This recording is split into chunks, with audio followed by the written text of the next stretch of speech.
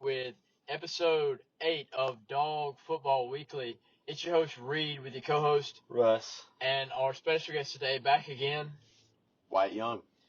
Coach. We've got a lot to talk about today, so let's just get right into it. What have you heard about Adonai Mitchell entering the transfer portal? Word on the street is he may be a Longhorn. I think that'd probably be a good piece for him to go there with Arch Manning coming in. I'm a little disappointed he's leaving. I'm sure there's probably some underlying issues we don't really know about. Really, we don't know. But I think, as a Dog fan, it hurts a little bit because he's a really good athlete on the football field. You know, he can make plays a lot of other receivers can't. And I don't know. I'm just a little disappointed. He's always going to have a special place in Georgia fans' heart because of the plays he's made over the past 2 seasons. But I've seen a lot of posts on Twitter and Instagram calling him a DGD. Well, to me, that's kind of like a revered, almost like a special title you only reserve for, like, I'd put Stetson Bennett in there. I'd put a guy like Roquan Smith, Nick Chubb. If you don't finish out as a Dog, you are not a DGD. And there's a difference between going to the draft, because that's just a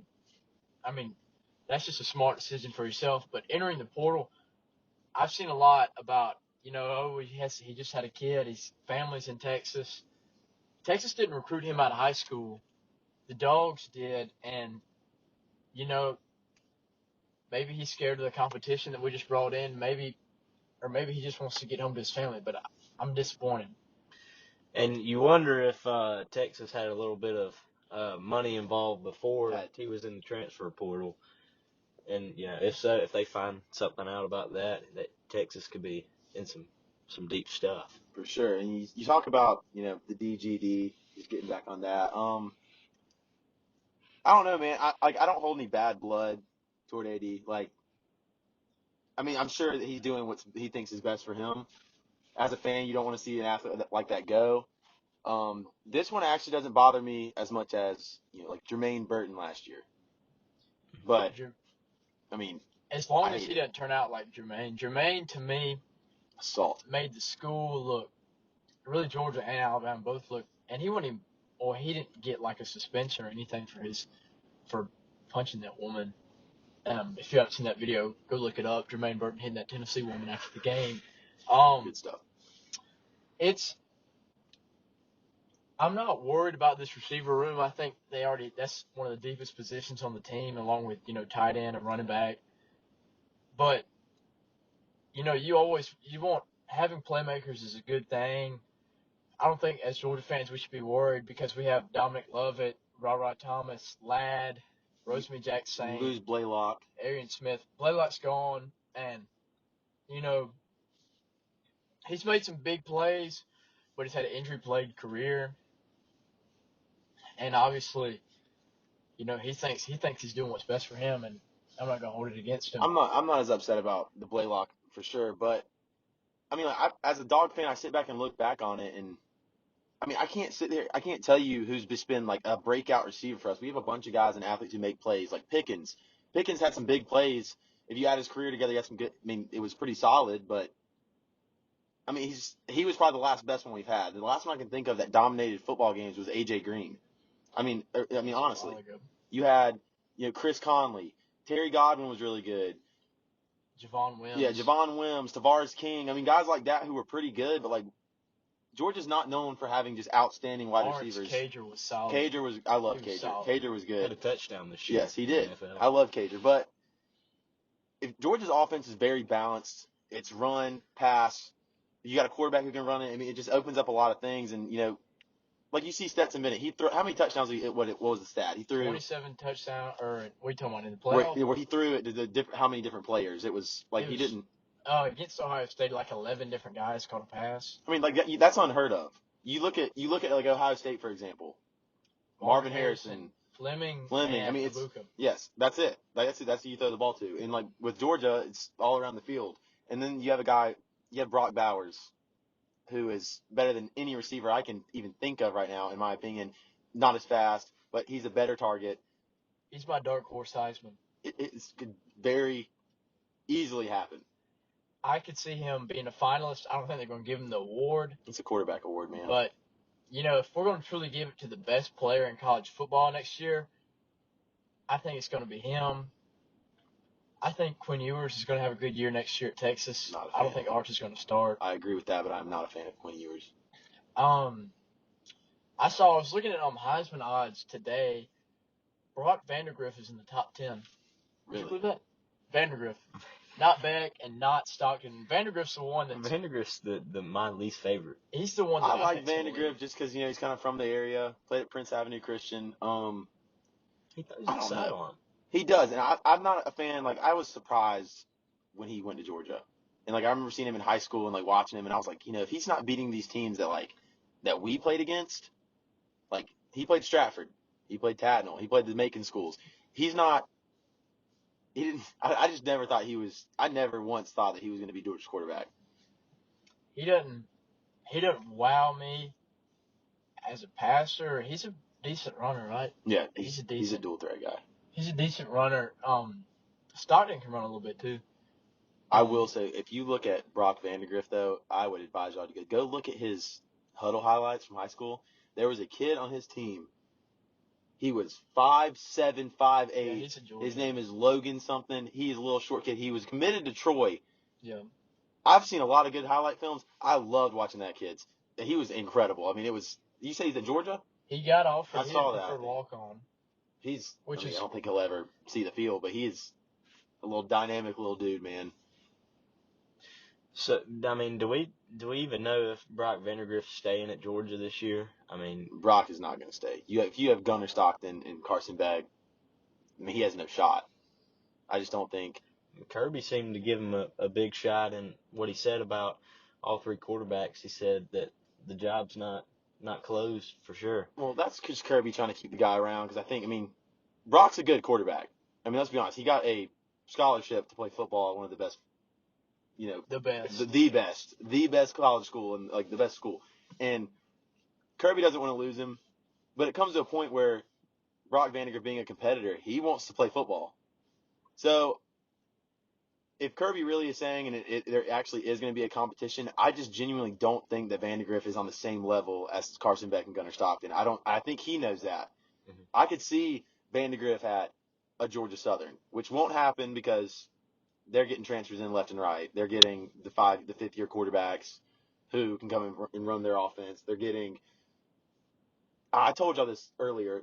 Vandagriff, I've seen him about Wake Forest. He'd fit well there. He's like a Coastal Carolina guy maybe. He's a guy that'll go in and probably be a really good quarterback and win some games and take him to a decent bowl. And I think, for him, that probably is his best bet right now is to transfer out. But I want him to stay. I like having three really good quarterbacks, but I think it's best for him to leave. I like the 2024 guy, Ryan. I think it's Pulsigi. Yeah, I think that's right. He's a low-ranked guy, but he's another guy you need to go watch on Huddle.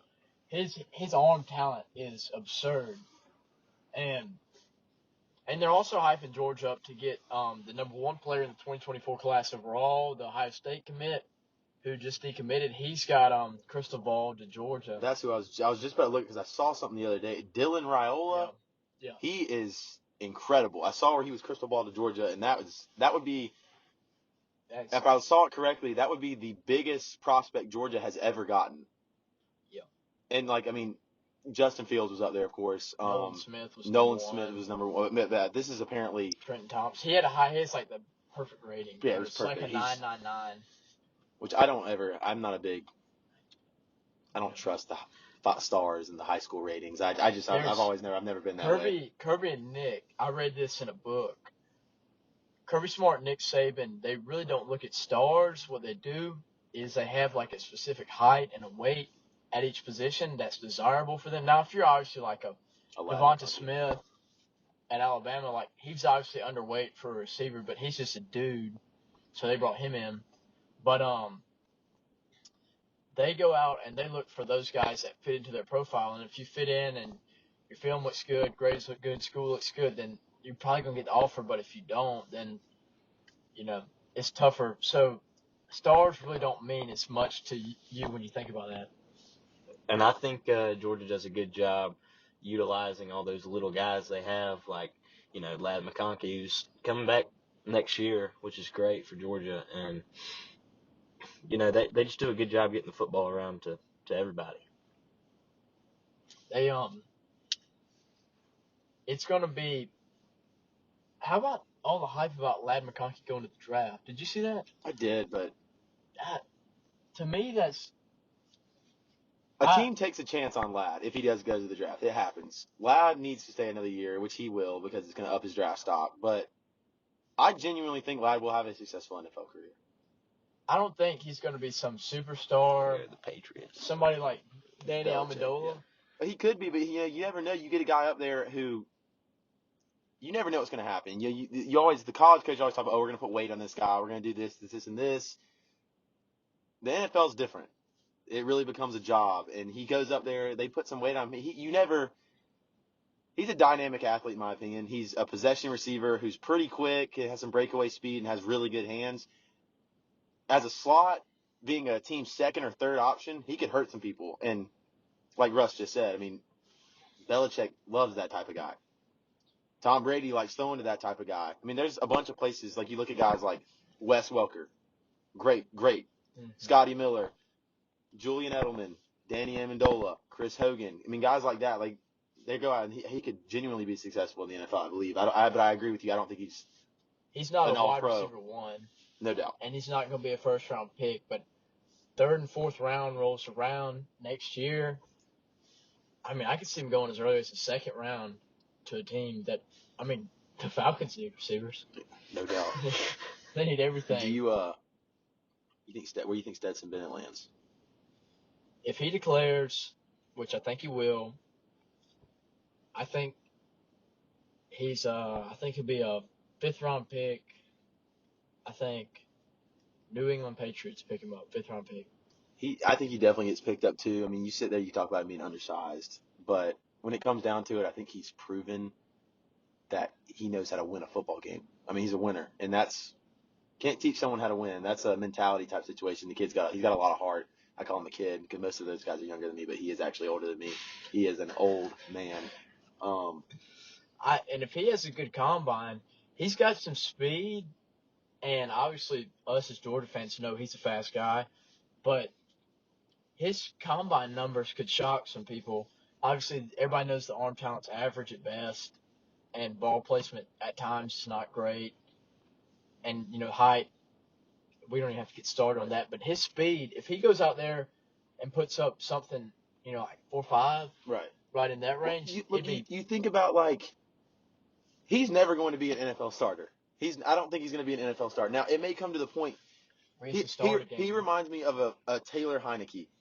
He comes in, you have a starting quarterback gets hurt towards the end of the year. He comes in, he gets hot. He wins 4 games in a row, gets a playoff berth, and he just is electric and does some crazy stuff and brings them to a Super Bowl. I mean, stuff like that can happen, and I would never put that past Stetson Bennett. Stetson, to me, he's like a late 7th round guy who you just pick up just because. And Jake Fromm had a chance. He had a chance to start last year for the Giants, and obviously he didn't do anything because he's not starting now. But he could be a guy like that. But hopefully he does better if he gets a chance.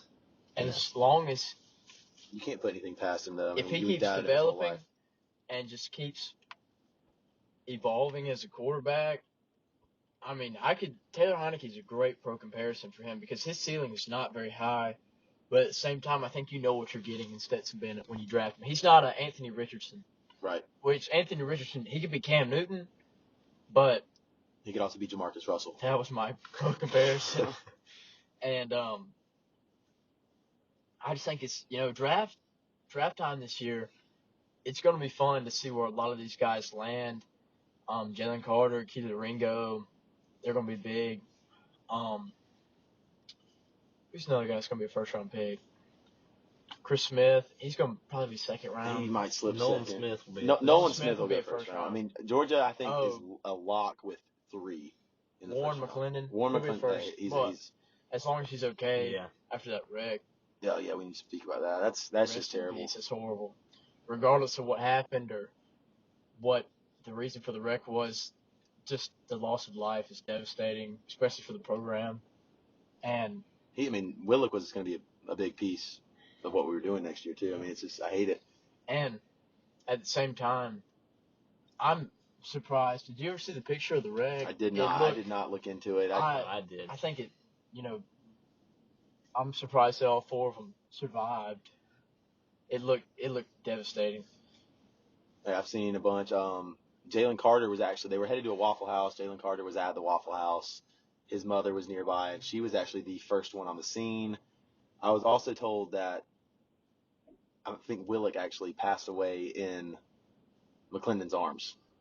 That's horrible. Which is just, I mean, you think those guys just come off the happiest moment of their life, and a week later.